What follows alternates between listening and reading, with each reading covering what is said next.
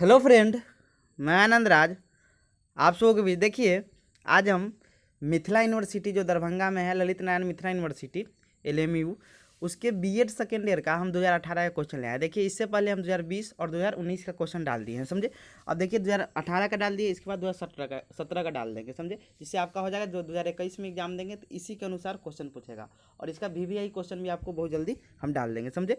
देखिए, आप जानते होंगे कि आपका C8 से यानी स्टार्ट होता है। देखिए, मेथड होता है, पहले तो मेथड का एग्जाम होता है 7B के, तो उसका हम बाद में बताएंगे। पहले आपका C8 जो मेन पेपर है आपका C8 यानी कोर्स 8 जिसका नाम है नॉलेज एंड करिकुलम, उसके क्वेश्चन से स्टार्ट करते हैं। देखिए, ऊपर लिखा हुआ है Mithila university Darbhanga BEd second year लिखा है, यहाँ पर सेकेंड लिखा है, BEd second knowledge and curriculum यानी C8 पेपर का है। आइए 2018 का क्वेश्चन है, देखिए लिखा हुआ है यूनिट 1 में 5 यूनिट पढ़ना है, और 5 यूनिट में से आपका एक एक 2 क्वेश्चन आएगा, एक एक का जवाब देना। देखिए, पहला क्वेश्चन है कि हिंदी में पढ़, आप इंग्लिश भी दिया है, हम हिंदी में पढ़ देते हैं, समझे।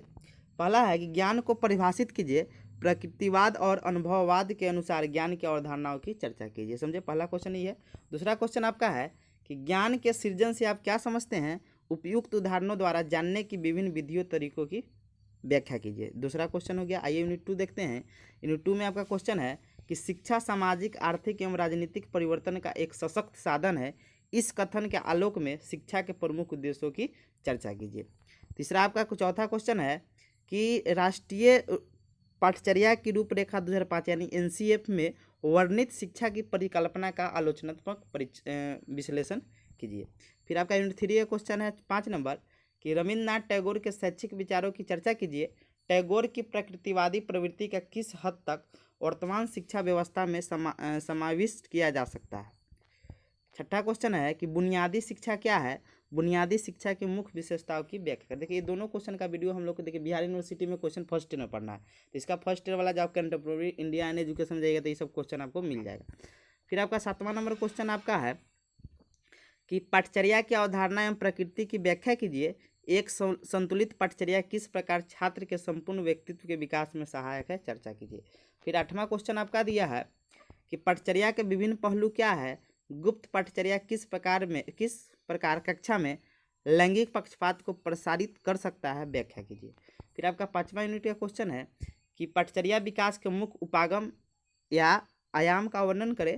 या 10वां आपका क्वेश्चन है कि निम्नलिखित में किन्हीं 2 पर संक्षिप्त टिप्पणी लिखे। पहला है ज्ञान के रूप यानी फॉर्म ऑफ नॉलेज। दूसरा है पाठचर्या विकास के सामाजिक सांस्कृतिक परिप्रेक्ष्य। तीसरा आपका है एक शिक्षित व्यक्ति के बारे में धारणा, और चौथा है आपका पाठ्यक्रम की अवधारणा यानी सिलेबस का क्या अवधारणा है। अब ये आपका खत्म हो गया C8। आइए C9 में आते हैं। देखिए, यहाँ लिखा है BEd second year assessment for learning. आपका जो C9 पेपर है, कोर्स 9 जो पेपर है, उसका नाम क्या है आपका असेसमेंट फॉर लर्निंग, अधिगम का आकलन, समझे। तो आइए इसका लिखा हुआ है 2018। आइए इसमें यूनिट 1 में देखते हैं क्वेश्चन। ये भी आपका 80 नंबर का पेपर होता है। यूनिट 1 में क्वेश्चन आपका है हिंदी, इंग्लिश है ऊपर, हिंदी यहाँ दिया है कि मूल्यांकन को परिभाषित कीजिए। मूल्यांकन मापन एवं आकलन के अंतर संबंधों की विवेचना करें। फिर आपका दूसरा क्वेश्चन है कि उपयुक्त उदाहरणों द्वारा आकलन के विभिन्न प्रयोजनों की चर्चा करें। फिर आपका यूनिट 2 का क्वेश्चन है 3 नंबर कि पोर्टफोलियो आकलन से क्या आशय है, इसके क्षेत्र एवं उपयोगी की चर्चा कीजिए। और आपका चौथा क्वेश्चन है कि आकलन उपकरण से आप क्या समझते हैं, छात्रों की उपलब्धि का आकलन करने के लिए विभिन्न उपकरणों की व्याख्या कीजिए। फिर आपका यूनिट 3 का क्वेश्चन है 5 नंबर कि अधिगम के विभिन्न आयाम क्या है, भावात्मक अधिगम के आकलन किस प्रकार किया जाता है, चर्चा कीजिए।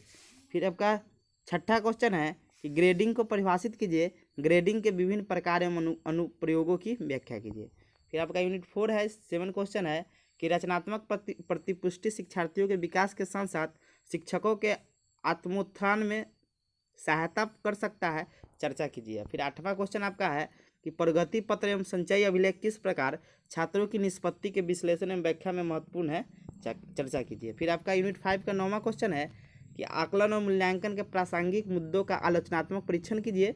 और 10वां आपका क्वेश्चन है कि निम्नलिखित में किन्हीं 2 पर संक्षिप्त टिप्पणी लिखे। पहला है प्रश्न बैंक, दूसरा है उपलब्धि परीक्षण, तीसरा आपका है मानक संदर्भित मूल्यांकन, और चौथा आपका स्व मूल्यांकन सेल्फ असेसमेंट। आइए अब देखते हैं आपका C10 जो आपका है इंक्लूसिव, जिसका नाम है आपका क्रिएटिव एंड इंक्लूसिव स्कूल, जो सामूहिक शिक्षा है, उसमें आप देखते हैं क्वेश्चन आपका है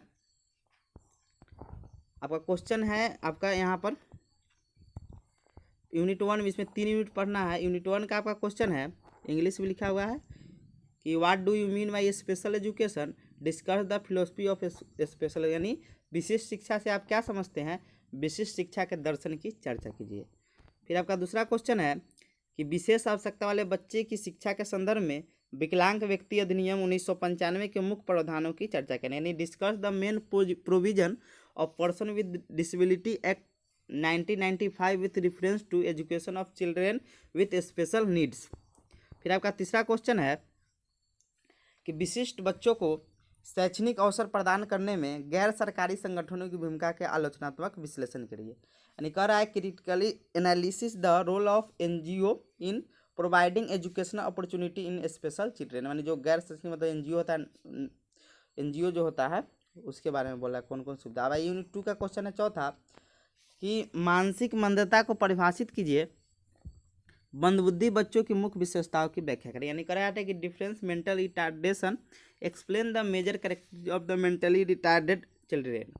फिर पांचवा क्वेश्चन आपका है, इंग्लिश लिखा हुआ है, हिंदी यहाँ दिया है कि श्रवण बाधित से, श्रवण मतलब जो सुन नहीं सकता, श्रवण बाधिता से आप क्या समझते हैं, श्रवण दोष से ग्रसित छात्रों को अधिगम अनुभवों को प्रदान करने हेतु किन युक्तियों का चयन किया जाता है, विवेचना करें। फिर आपका छठा क्वेश्चन है कि समुदाय आधारित शिक्षा क्या है, विशिष्ट बच्चों की विशिष्ट आवश्यकताओं के संदर्भ में लोगों में जागरूकता फैलाने में समुदाय आधारित शिक्षा किस प्रकार मदद है, यानी what is community based education, how community based education is helpful in creative awareness एवं message regarding the special need of children, special needs of special children.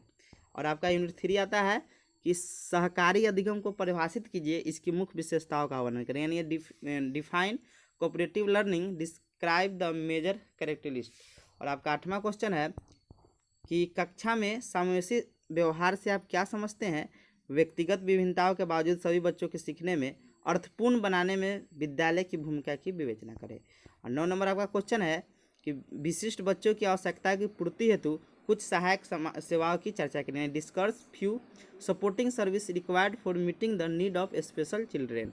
और 10वां है कि किन्हीं निम्नलिखित में किन्हीं 2 पर संक्षिप्त टिप्पणी लिखे, भारतीय पुनर्वास परिषद, द